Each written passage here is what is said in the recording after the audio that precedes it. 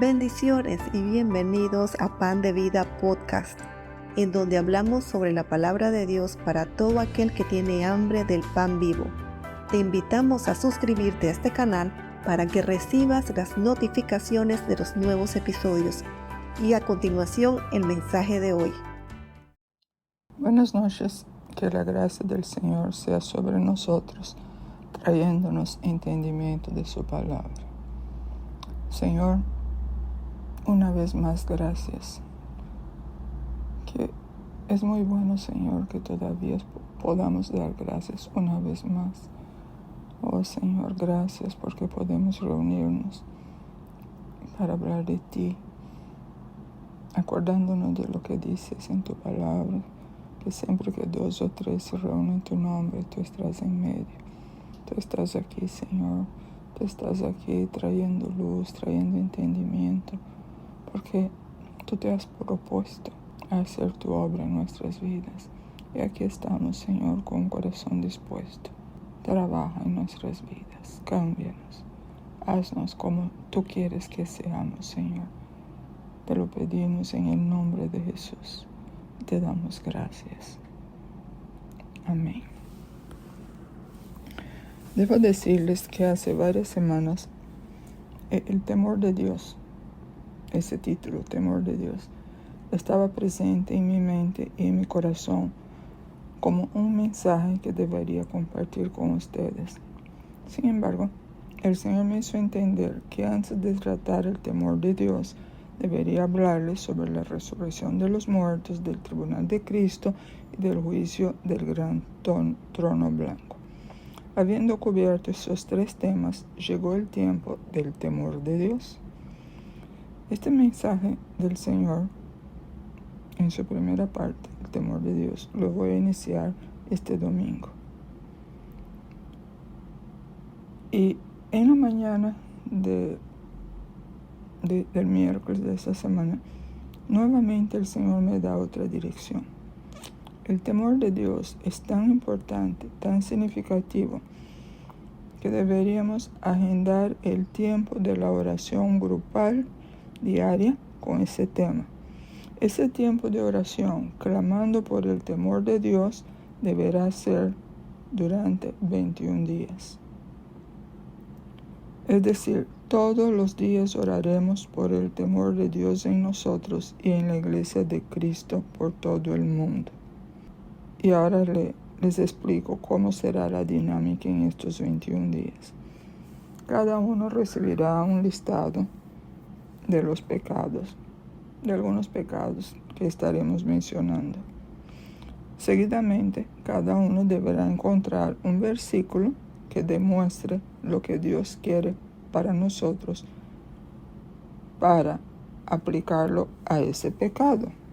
Por ejemplo, si el pecado es la queja, porque la queja es un pecado, el verso para que oremos sería 1 Tesalonicenses 5:8, que dice: da gracia en todo, porque esa es la voluntad de Dios para con vosotros en Cristo Jesús.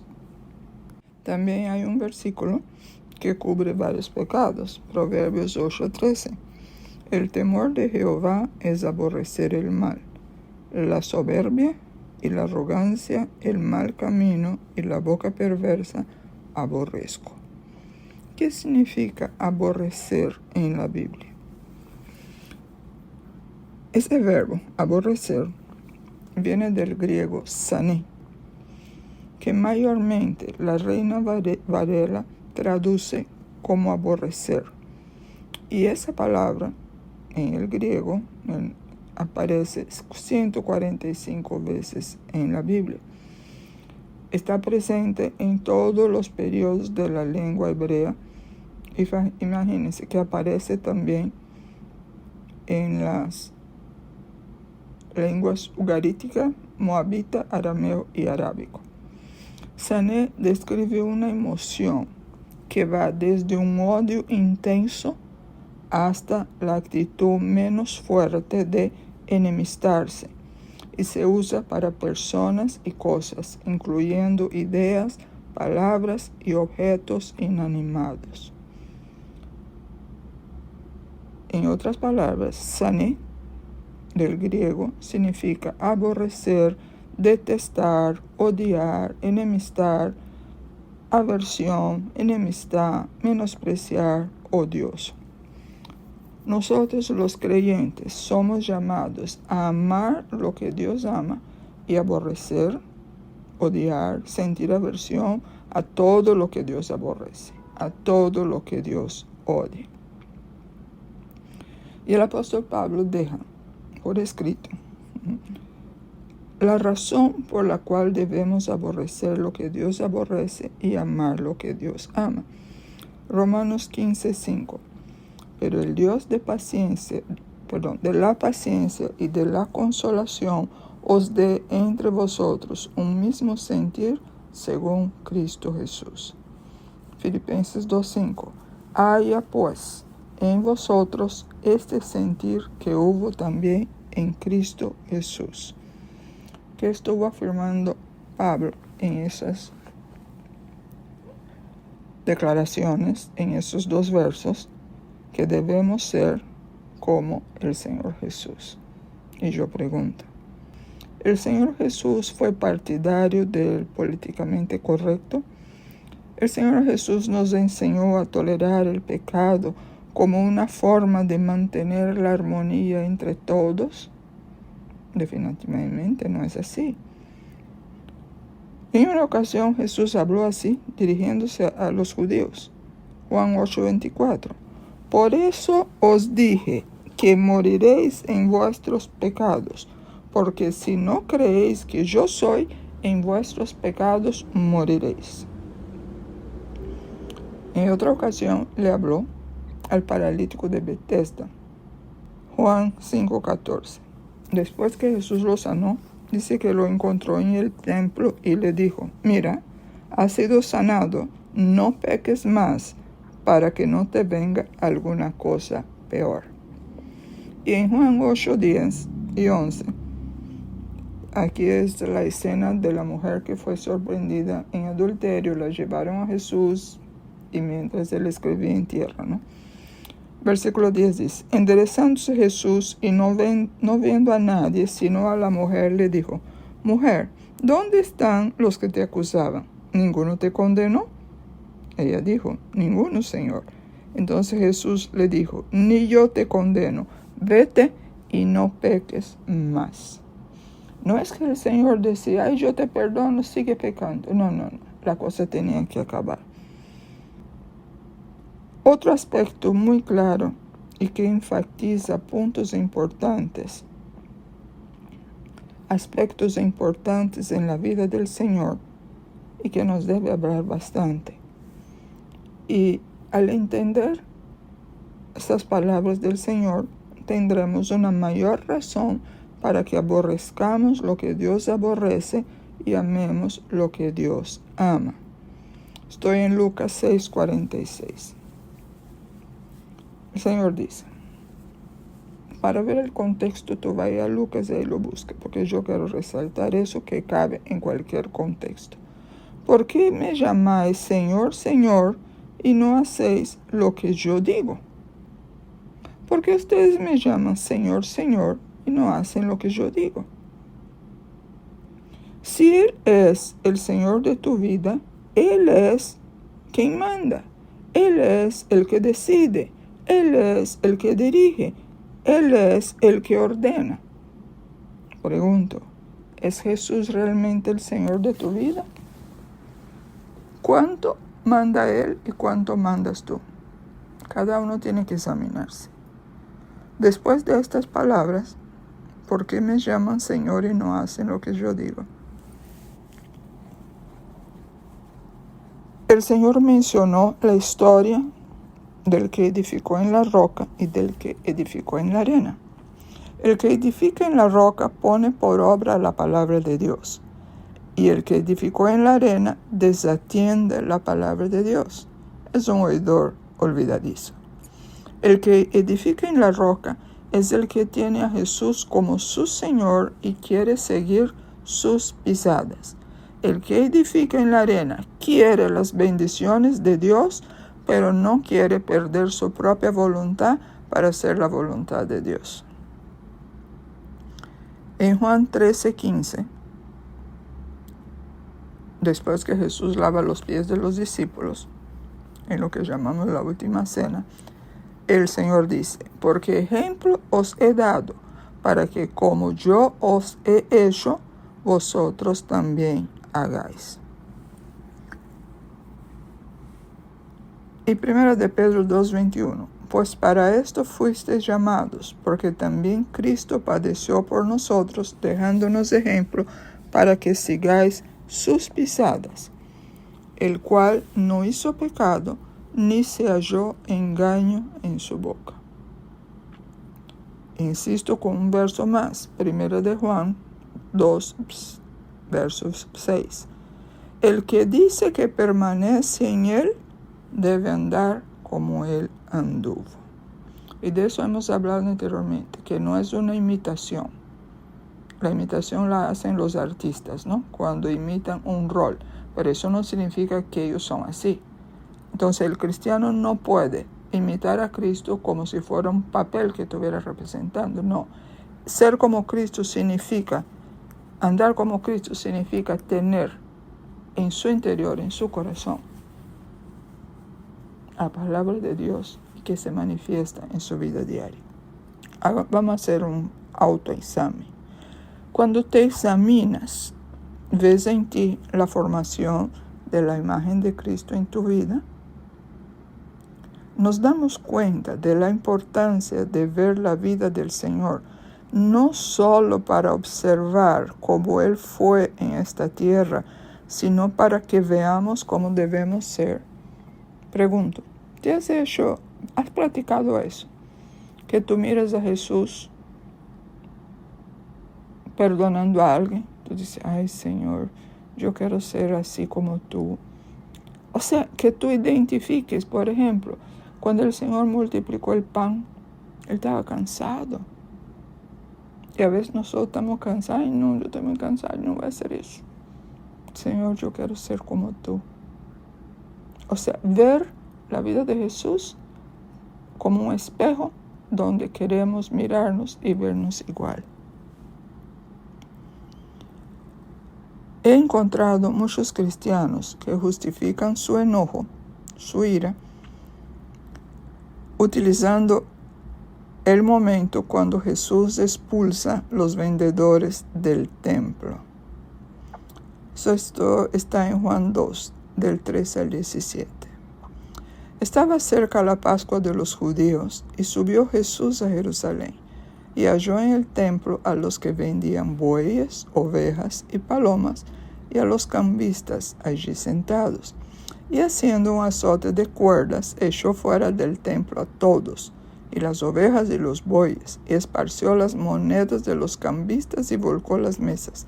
Y dijo a los que vendían palomas: quitad de aquí esto, y no hagáis de la casa de mi padre casa de mercado.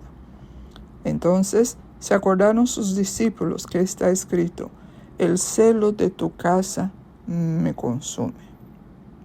Es una referencia del Salmo 69:9. Aquí hay algo bien interesante. El Salmo 69:9, en la Nueva Traducción Viviente, dice: el celo por tu casa me ha consumido, y los insultos de aquellos que te insultan han caído sobre mí. La Reina Valera dice: porque me consumió el celo de tu casa, y los denuestos de los que te vituperaban cayeron sobre mí. Este Salmo 69 es un salmo mesiánico, es un salmo profético sobre el Mesías. Consumió.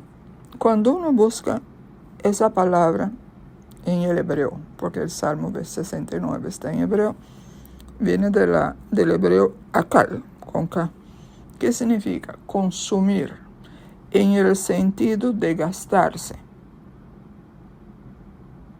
en el sentido en este salmo, de gastarse a favor de.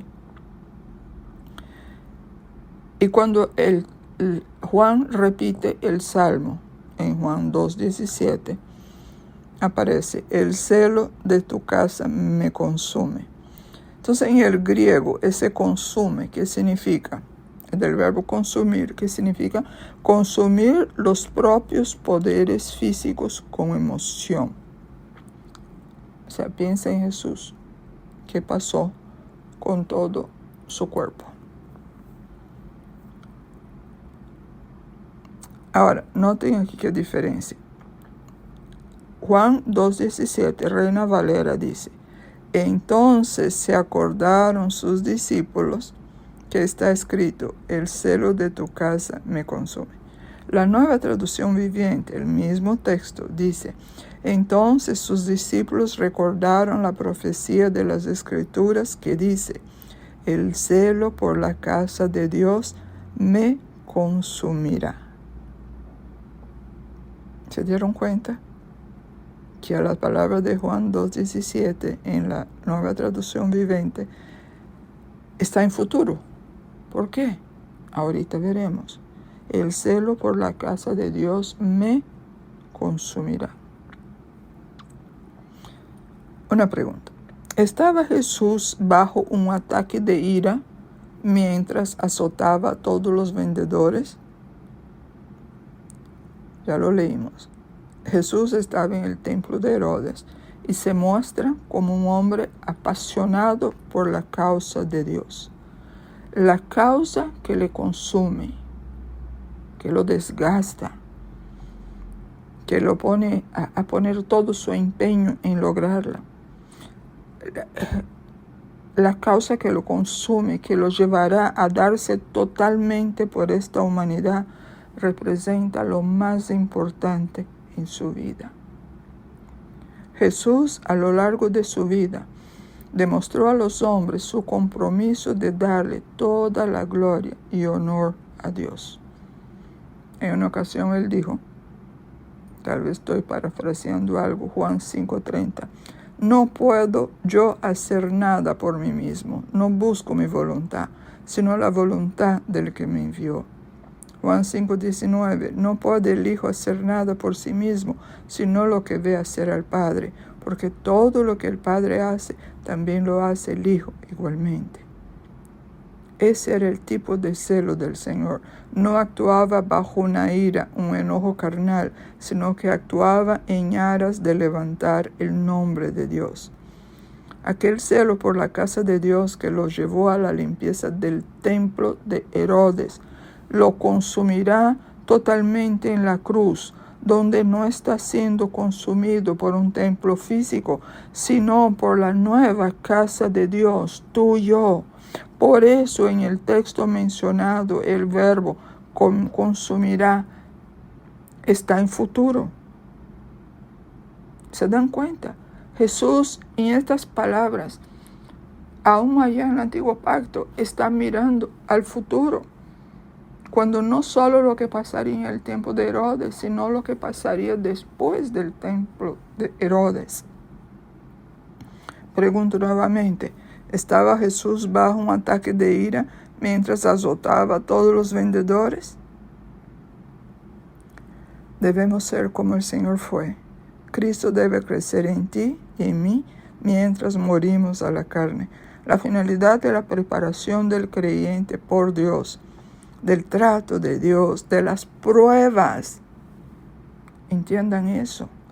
Todas las cosas malas que a ti te pasan, que no es porque tú lo buscaste, sino que sucede, es para que aprendamos a morir a la carne, a fin de que la vida del Espíritu en Cristo sea la que reine. Hay otro texto que ha dado margen a interpretaciones incorrectas y hace que algunos justifiquen el pecado de la ira, del enojo. Y eso está en Efesios 4, 26 y 27. Pablo escribiendo a la iglesia de Éfeso. Airaos, pero no pequéis. No se ponga el sol sobre vuestro enojo, ni deis lugar al diablo. Es bien interesante, es que la Biblia tiene tanta cosa interesante. La exhortación del apóstol sobre las relaciones entre cristianos o de cristianos con inconversos de Efesios 4:26 Airaos, pero no pequéis. Comienza con una cita tomada del Salmo 4, verso 4. Ahora es curioso, acá Pablo dice airaos, pero no pequéis. Leo el Salmo 4:4. Temblad y no pequéis, en la Reina Valera. Meditad en vuestro corazón, estando en vuestra cama, y callad. Pero ¿qué dice la Nueva Traducción Viviente? Salmo 4:4. No pequen al dejar que el enojo los controle. Reflexionen durante la noche y quédense en silencio. Cuando el Salmo 4 dice temblad y no pequéis, es lo mismo que está diciendo Pablo aquí. Cuando él dice airaos pero no pequéis, eso significa estremezcanse interiormente pero no pequen. ¿Cómo es esto?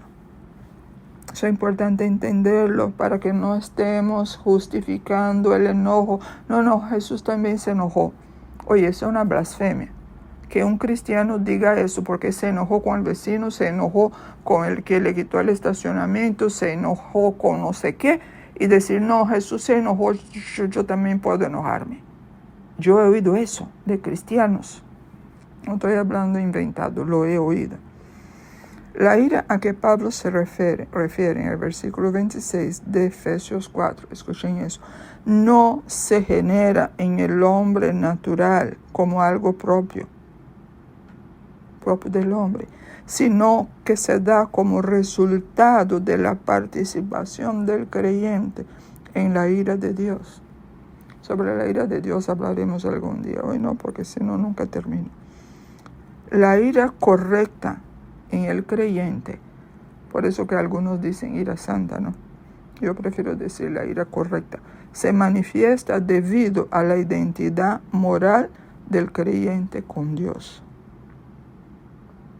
Y repito, muchos creyentes utilizan ese texto para justificar su ira carnal. La ira carnal es diabólica. Y esto es muy grave. ¿Por qué? Les permite seguir con sus enojos sin verse pecando contra Dios. Y si está pecando contra Dios, de allí que ese pecado es aceptado por muchos. Porque según ellos, si Jesús se enojó, ellos también lo pueden hacerlo. Y como no lo reconocen, no les duele ese pecado. Y por eso vemos tanta diferencia entre hermanos, tantas formas de tratarse uno al otro muy groseramente. No se les enseña eso. El Señor nunca se contradice. Jesús en Mateo 5:22, Él dice, pero yo os digo que cualquiera que se enoje contra su hermano será culpable de juicio, y cualquiera que diga necio a su hermano será culpable ante el concilio, y cualquiera que le diga fatuo quedará expuesto al infierno de fuego. Voy a leer la versión Nueva Biblia Viva. Pues yo añado que el que se enoja contra su hermano está cometiendo el mismo delito. El que le dice idiota a su hermano merece que lo lleven al juzgado, y el que maldiga a una persona merece ir a parar a las llamas del infierno. Nueva Traducción Viviente. Pero yo digo, aun si te enojas con alguien, quedarás sujeto a juicio. Si llamas a alguien idiota, corres peligro de que te lleven ante el tribunal. Y si maldices a alguien, corres peligro de caer en los fuegos del infierno. La ira humana, cruel, adámica, no es conforme a la justicia de Dios. Y eso lo dice Santiago 1:20. Porque la ira del hombre no obra la justicia de Dios. NTV, el enojo humano no produce la rectitud que Dios desea. NBI, pues la ira humana no produce la vida justa que Dios quiere. Y si uno pone un poquito de atención, uno se da cuenta que la ira aparece siempre entre el listado de pecados que está en el Nuevo Testamento. Voy a leerlo algunos. Colosenses 3:8.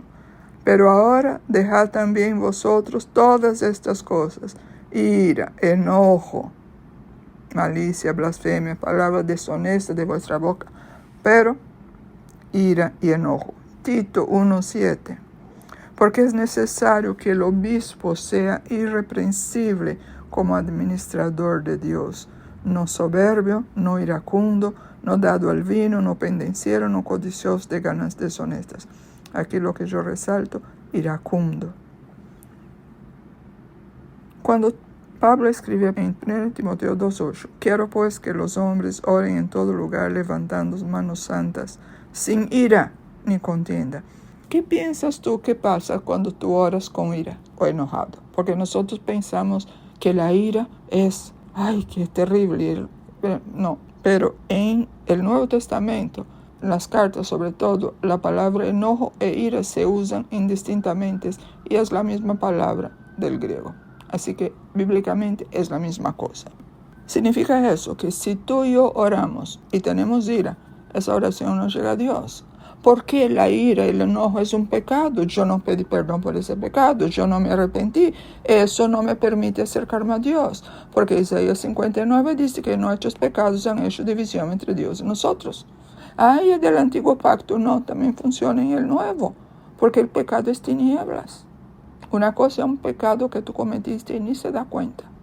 Y otra cosa que tú estás oyendo hace tiempo, lo has leído en la Biblia. Airaos, pero no pequéis. La ira, desecha el enojo. Y no estás haciendo caso. Tú estás desobedeciendo a la palabra. ¿Y cómo me libro de eso? Pidiendo perdón, arrepintiéndose, viendo que el enojo, aunque se vea tan sencillo, es un pecado contra Dios. Y los pecados tienen una particularidad. Se van sumando en su repetición y llega un momento, tenemos una fortaleza de eso. Y es mucho más difícil de deshacerla. La ira, sabemos, entra en las obras de la carne. Gálatas 5:19 y 20. Comienza y manifiesta son las obras de la carne. No voy a leer todas, me voy a quedar en el versículo 20. Idolatría, hechicerías, enemistades, pleitos, celos, iras, contiendas. Y lo más curioso es que yo usaba eso hace mucho tiempo atrás, porque para mí no cuadraba la palabra. Cuando la gente me decía que sí era permitido airarse, y porque Jesús ya se había airado. Entonces, cuando tú lees en la Biblia, tú te das cuenta que la ira y el enojo es obra de la carne. Ahora yo te pregunto a ti, ¿tenía Jesús obra de la carne en su vida? No, si él nunca pecó, él no tenía obra de la carne. Entonces, cuando él manifestó enojo, ira, disgusto, él no estaba pecando. Porque cuando Dios se aira, Dios no está pecando. Nosotros pecamos porque es parte de la naturaleza carnal. Pero el Señor como hombre no tenía eso.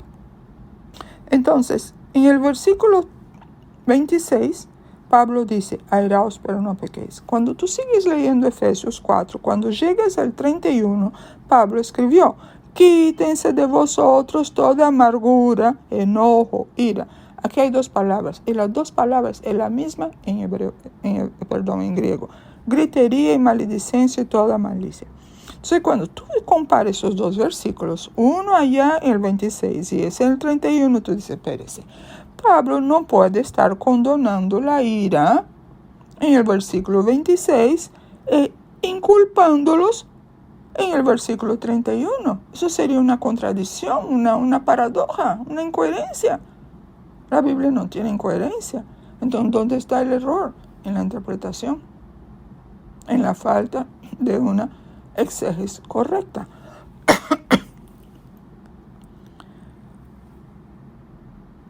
De la manera de la ira de Dios se entiende la ira de Jesús.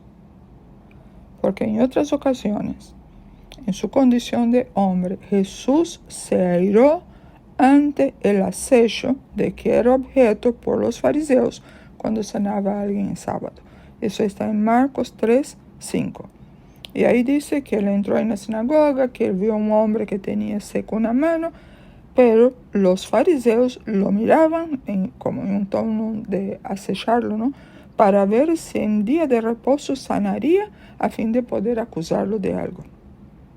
Jesús les dice al hombre, levántate, ponte en medio. Y les dice a los fariseos, ¿es lícito en los días de reposo hacer bien o hacer mal? salvar la vida o quitarla. Pero ellos no dijeron nada.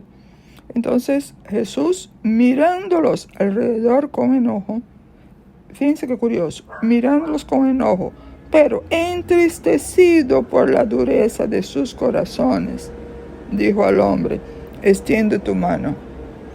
Y él la extendió y la mano le fue restaurada sana. Esta ira divina, manifestada en el plano humano, se manifiesta o se expresa en palabras duras contra la conducta de aquellos, de los fariseos, al final del ministerio de Jesús. En Mateo 23, 3:15 el Señor le dice: ay de vosotros, escribas y fariseos, hipócritas, porque cerráis el reino de los cielos delante de los hombres, pues ni entran ustedes ni dejan entrar a los que están entrando. Ay de vosotros, escribas y fariseos hipócritas, porque devoráis las casas de la viuda y como pretexto hacen largas oraciones. Por esto recibiréis mayor condenación.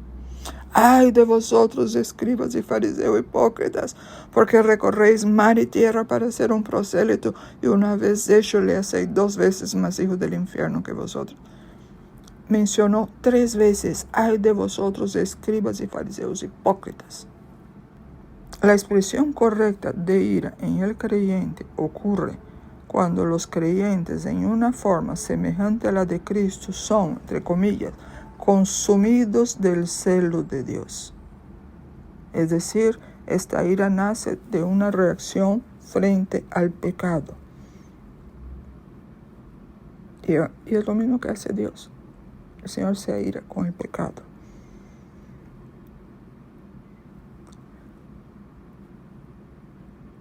En Efesios 5, del 3 al 6, Pablo está hablando de muchos tipos de pecado.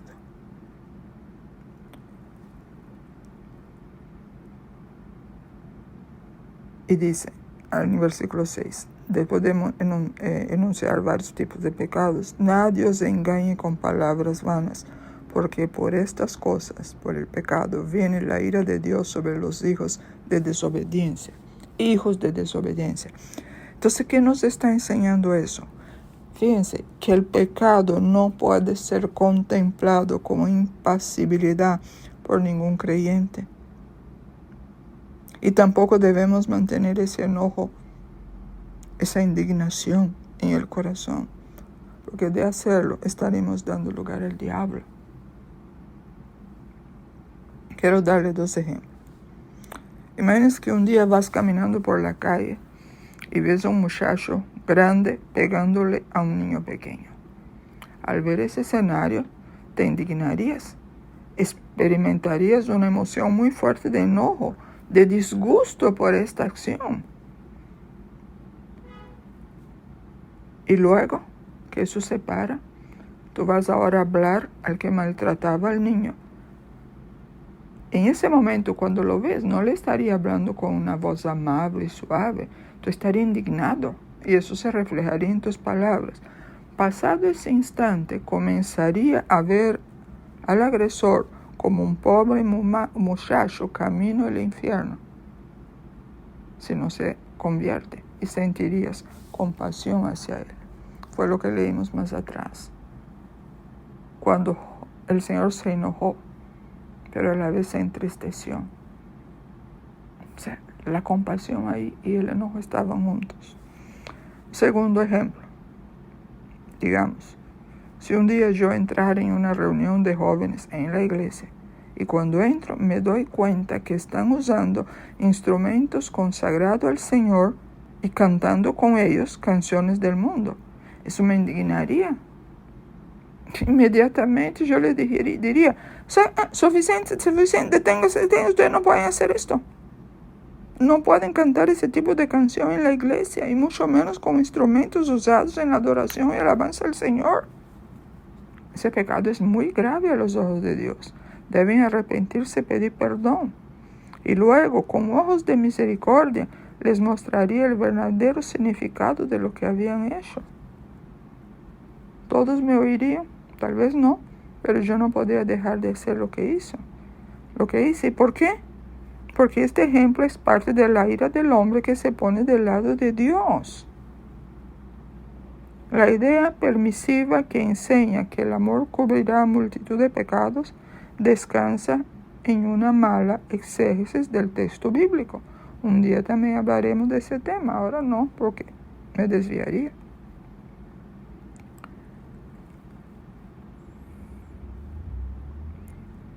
Y aquí viene una pregunta que se me ocurrió en ese momento. Piensa en todo tu tiempo de iglesia. Desde que empezaste a asistir a una iglesia. ¿Tú hiciste alguna vez en la iglesia algo que no debiera hacer? Por ejemplo, hablar con algún hermano y ponerse los dos a chismear dentro de la iglesia.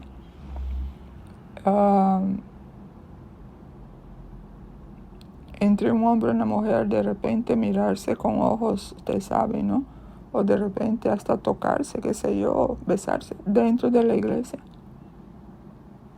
Ver alguna cosa en el celular incorrecto para no decir otra palabra más pesada, dentro de la iglesia. Mis hermanos, eso es falta de temor de Dios. Hay que arrepentirse de eso. Si tú hiciste algo así, arrepiéntate. Y si no hiciste, pero vamos a preguntarle al Señor. Señor, yo hice algo de eso alguna vez dentro de alguna iglesia.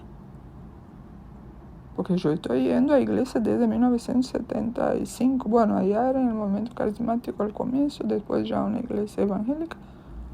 Señor, yo hice algo así allá. No lo sé, pero muéstrame. Ahora, en nuestro mundo de hoy, cuando nos enteramos de las cosas horribles a que están sometiendo los niños, nos indignamos. ¿Verdad que sí?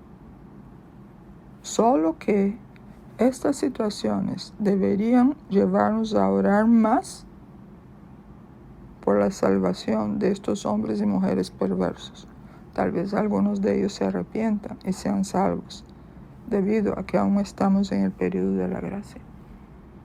O sea, eso es lo que el Señor quiere enseñar cuando Él dice, yo no vine a condenar el mundo, yo vine a salvar el mundo. El mundo ya va a tener quien lo condene. ¿Quién? La palabra al final. El pecado debe producir un rechazo, llamémoslo, un santo rechazo, en el que es verdadero cristiano. Cuando un creyente considera el pecado, no puede por menos que enojarse contra sus propios pecados y contra los de otros.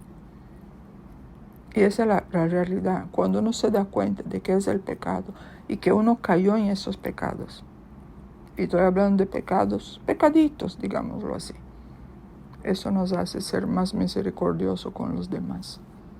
Porque cuando nos damos cuenta de que esas cosas son pecado y de lo que significa pecado delante de Dios, es cuando nosotros empezamos a experimentar la misericordia de Dios. Porque no es solo decir, no, yo sé que por misericordia el Señor me salvó. Yo repetí eso toda la vida, pero no toda la vida yo vivía eso como lo vivo ahora. Ahora yo lo vivo realmente. Es que esa palabra llegó adentro y no se quedó solo afuera. Eso es lo que les quiero transmitir. Tenemos mucha Biblia afuera. Algunos dicen, no está afuera, sí está en la cabeza. Pero eso es afuera, porque está en tu mente. Debe estar en el corazón. O sea, debe estar en tu espíritu, alumbrado por la luz de Dios.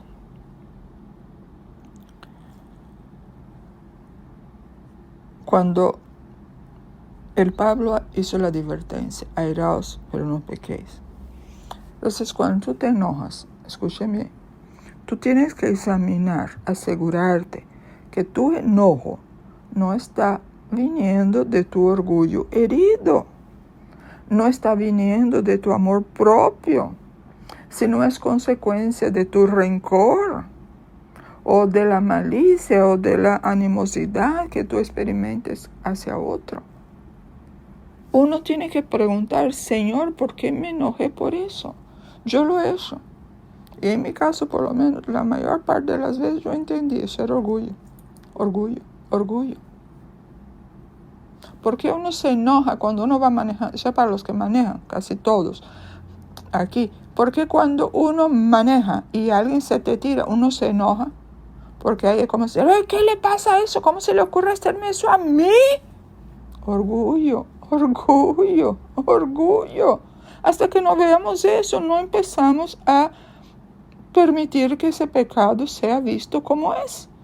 Y hasta que no veamos eso, tampoco no vamos a aborrecer ese pecado, sino que seguiremos justificándolo. Y acuérdense, pecado no perdonado, o sea, no reconocido como pecado, sino que ha sido justificado toda la vida. ¿Sabe dónde va a salir? Allá en el tribunal de Cristo, si llegamos allá. Por otro lado, también hemos de cuidarnos. Escuchen eso, que tu enojo no se esté dando por un espíritu de venganza.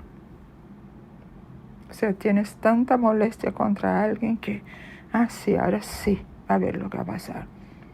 Mira, el creyente no puede acariciar la ira. No podemos aceptar la ira. Bueno, yo voy a decir enojo porque en la Biblia es la misma palabra. Vuelvo a repito, nos cuesta decir, no, yo no tenía ira, yo tenía enojo.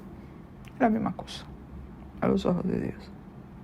Porque si tú permaneces en el enojo, repite el enojo, llega un momento tú entras en el significado que nosotros les damos a la ira. Y fíjense que aquí hay algo curioso. Por ejemplo, viendo lo que hacen con los niños, uno se indigna, se enoja, se dice, ¿cómo es posible? ¿Hasta cuándo?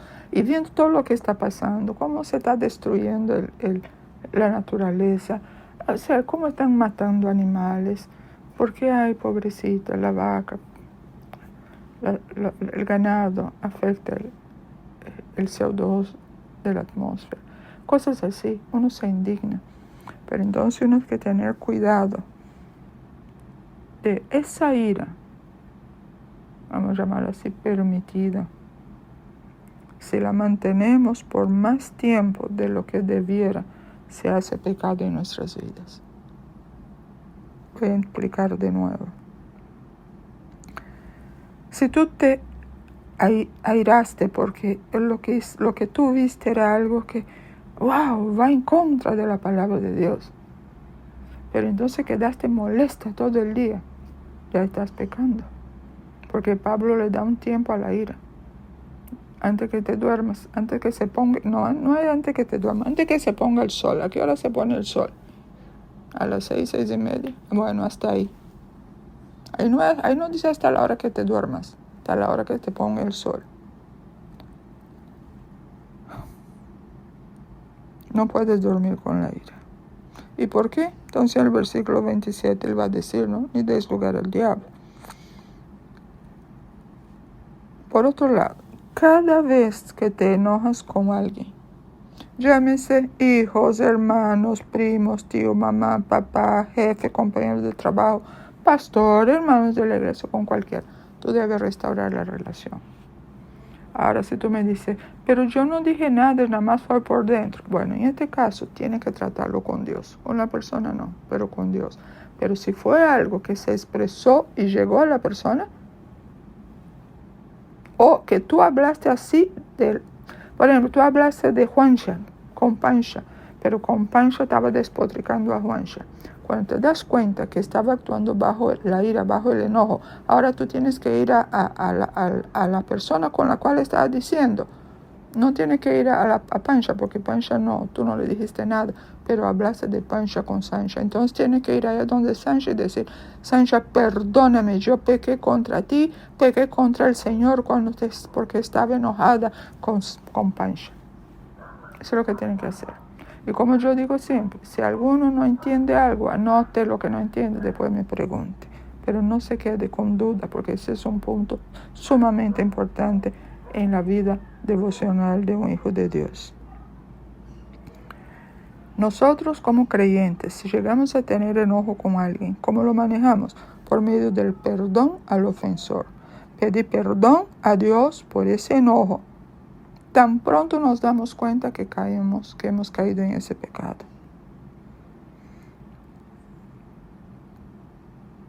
Y un gravísimo pecado, espero que aquí no haya pasado eso con nadie, que tener enojo con alguien y aún así participan de la Santa Cena. Y si alguna vez, espero que no, pero si alguna vez eso pasó, que participaste de la Santa Cena enojado, tienes que arreglar eso con el Señor. Pecaste doble. No pediste perdón. Como dice Pablo, no supiste discernir el cuerpo de Cristo y respetaste al Señor, lo deshonraste. Cuando Pablo dice, ni deis lugar al diablo, él está hablando de que la disposición al perdón es vital, es cuestión de vida o muerte entre creyentes.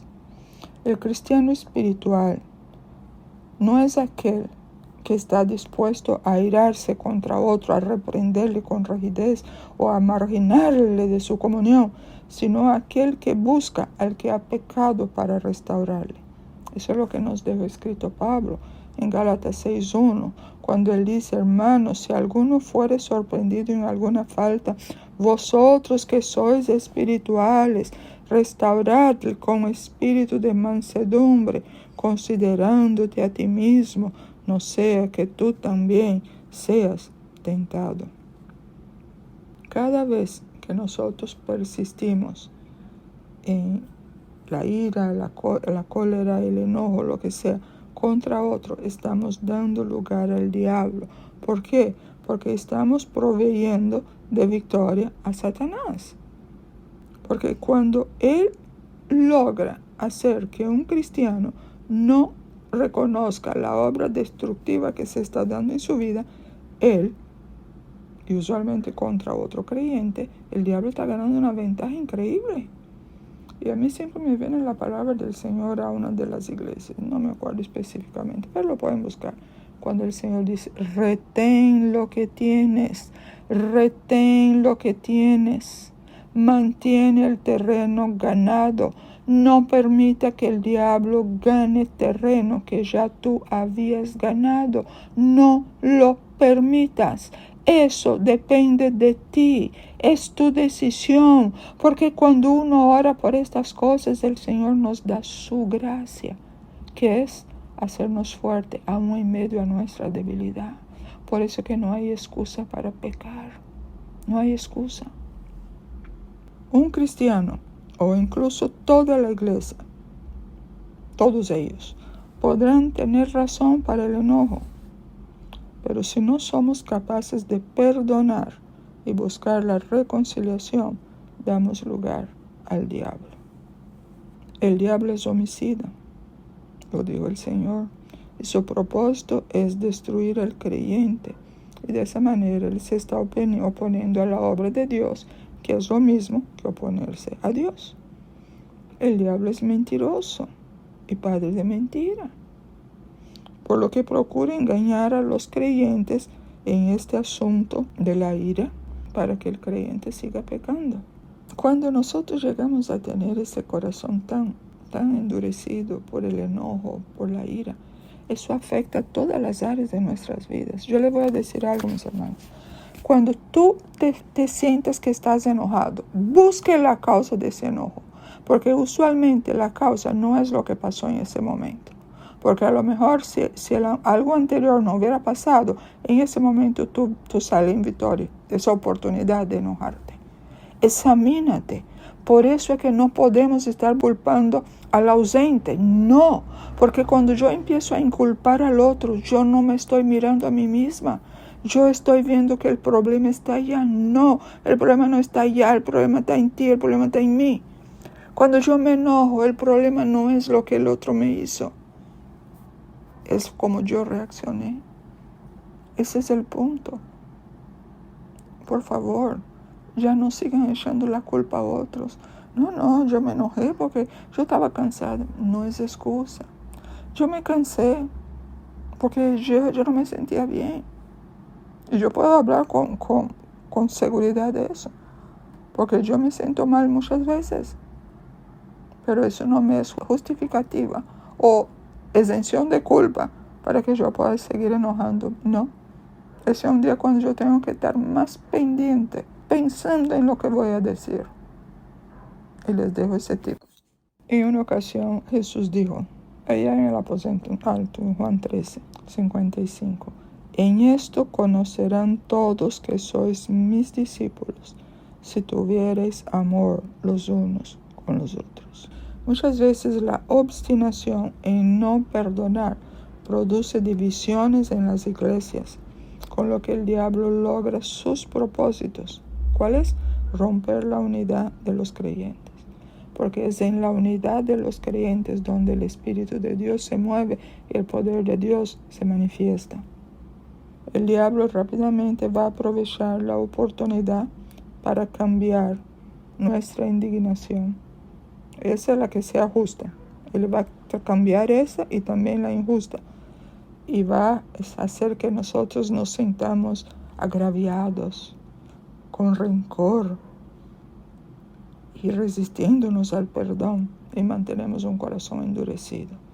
Por eso yo insisto, no traten con indiferencia el enojo. Se ve pequeño, pero no es. El enojo es algo muy serio, quizás por la misma razón de que se ve como, ay, todo el mundo lo hace, todo el mundo lo tiene. Bien.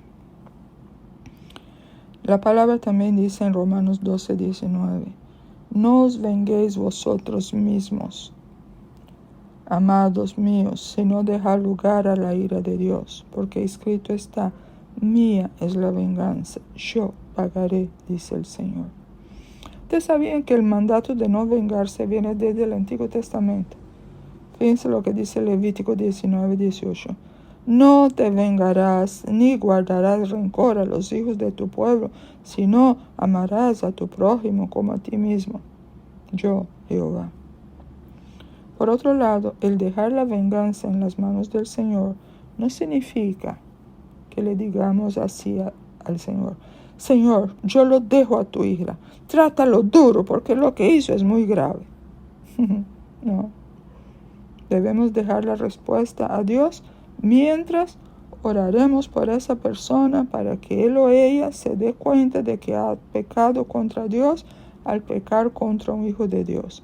Y si es una persona inconversa, orar por su salvación. Y otro día yo entendí algo también. Y voy a comentarles para que ustedes no caigan en eso. A veces, cuando uno ha sido muy agraviado por diferentes situaciones o aún por diferentes personas, nosotros mantenemos una actitud, no, yo lo perdoné, pero él debe pedir perdón. Yo lo perdoné, pero ella debe reconocer lo que hizo. Esa actitud mantiene el enojo en el corazón, no lo soltamos. Ese es un perdón de labios en realidad. Falta mucho. O vamos a decir, ahí hubo un perdón de un 10%, pues. Pero falta más. Perdonar al ofensor es realmente no esperar nada, ni siquiera que él reconozca que ella venga a pedir perdón. No, eso se hace entre uno y Dios. Dios el que va a hacer lo que tenga que hacer. Y si Dios no hace nada, ya se acabó. Porque eso es lo que enseña la palabra. Eso lo dejó Jesús cuando él estaba en la cruz, ¿verdad? Padre, perdónalos porque no saben lo que hacen. ¿A quién estaba perdonando? A los que apresaron, los que lo juzgaron, los que lo condenaron, los que lo crucificaron, todos. Los que se burlaron de él, todo eso estaba incluido en esa lista. El Señor Jesús nos ha llamado a ser misericordiosos, como nuestro Padre Celestial es misericordioso. Y repito lo que he dicho anteriormente. Cuando el creyente empieza a ver realmente cuánto ha pecado contra Dios, cómo ha sido perdonado con Dios, cómo Dios ha sido misericordioso con él. Después de esa experiencia, el creyente deja de ser juez de otros y pasa a ser intercesor a favor de ellos. Yo he notado algo, mis hermanos. Mientras uno tenga mentalidad de juez, es difícil ser intercesor. No tú puedes orar, pero hay que ver si esa oración de verdad está llegando a Dios o no pasa del techo. Nunca nos olvidemos que el amor de Dios al pecador no lo libra de la condenación eterna. ¿Por qué? Porque Dios es amor, pero Dios es justo y no dará por inocente el culpable. Sin embargo, si se convierten, se arrepienten, son salvos, porque a nosotros nos pasó eso. Y no perdamos de vista lo que he hablado mucho atrás, que esta verdad, Dios es amor, ha llevado a muchos a aceptar lo políticamente correcto, perdiendo de vista la diferencia entre tener misericordia y perdonar al ofensor, cayendo más bien en la tolerancia con el pecado como un intento, vano por cierto, de demostrar el amor de Dios hacia el pecador. Nosotros oímos, yo he oído, seguro ustedes también, y de los jóvenes ni decir, ay, pero si ellos se aman, ¿qué importa que sean? Bueno, ya usted entiende, ¿no? No importa. Lo que importa es el amor. Eso es diabólico. Eso es diabólico. Esas palabras vienen del mismo infierno. Y el creyente es repitiendo esa blasfemia. Tú no puedes decir que amor es ir en contra de la ley de Dios. Porque el Señor dijo que su palabra no pasará. Su palabra fue, es y seguirá siendo eternamente. Dios no cambia, Dios es inmutable. Y si alguna vez ha hecho algo parecido, también tiene que arrepentirte. Eso es pecado.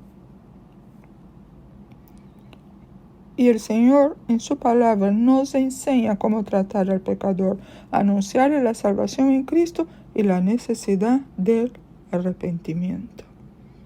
Oremos. Padre, todo lo que hemos visto ha sido con la finalidad de que aborrezcamos lo que tú aborreces y que amemos lo que tú amas, Señor. Llévanos en este camino, alúmbranos el entendimiento, que en tu luz veamos la luz. Señor, reconocemos que muchas veces no aborrecemos lo que tú aborreces, porque vemos ciertas cosas, muchas veces en la televisión, Señor, en películas. Y yo me preguntaba, si te tuviera a ti al lado físicamente, Señor, yo lo invitaría para que estuviera viendo esa película conmigo. Yo no creo que ninguno de nosotros se atreviera a hacer eso. Y ese es un buen punto, Señor. Permite que nosotros, tus hijos, imaginemos situaciones como si tú estuvieras ahí físicamente al lado nuestro, para ver si eso nos hace clic y dejamos, Señor, de pecar, haciendo cosas o viendo cosas, participando de cosas que tú aborreces, Señor. Ese no es nuestro papel. Y mi clamor, Señor, es por toda tu iglesia, porque hay mucha desviación, Señor, de entre los que se llaman tuyos. Aunque tú dijiste, Señor, que tú dejarías crecer la cizaña y el trigo, y que al final que vendrá la separación. Pero, Señor, pero que los tuyos, los que no son cizaña, y los que verdaderamente nacieron de nuevo, Señor, puedan ver la realidad y reconocer y evaluarnos con frecuencia si verdaderamente estamos amando lo que tú amas. Estamos amando a los perdidos. Nos conduele ver a una persona y pensar que se va a perder eternamente, o ni siquiera eso no nos hace nada. Si no nos hace nada, Señor, es una señal de que necesitamos meternos más contigo, para que tú pongas ese amor que tú tienes por el perdido en nosotros, Señor. Y si no aborrecemos lo que tú aborreces, Señor, mi clamor es que tú operes en todos nosotros que estamos aquí ahora, y en toda tu iglesia, Señor, en todo el mundo. Cambia nuestros corazones, Señor. Haz que veamos lo que aún no estamos viendo, que podamos ver como tú ves, Señor. Padre, repito, Señor, yo quiero aborrecer lo que tú aborreces y amar lo que tú amas, Señor. Y yo te doy gracias porque tú eres fiel y verdadero. Tú estás insistiendo mucho, Señor, con nosotros, tu pueblo, en esa preparación para ese tiempo final. Bienaventurados, Señor, seremos si hacemos caso y si oímos tu voz y nos dejemos preparar por ti, aborreciendo lo que tú aborreces y amando lo que tú amas. Gracias, Señor, en Cristo Jesús, nuestro gran Salvador. Amén.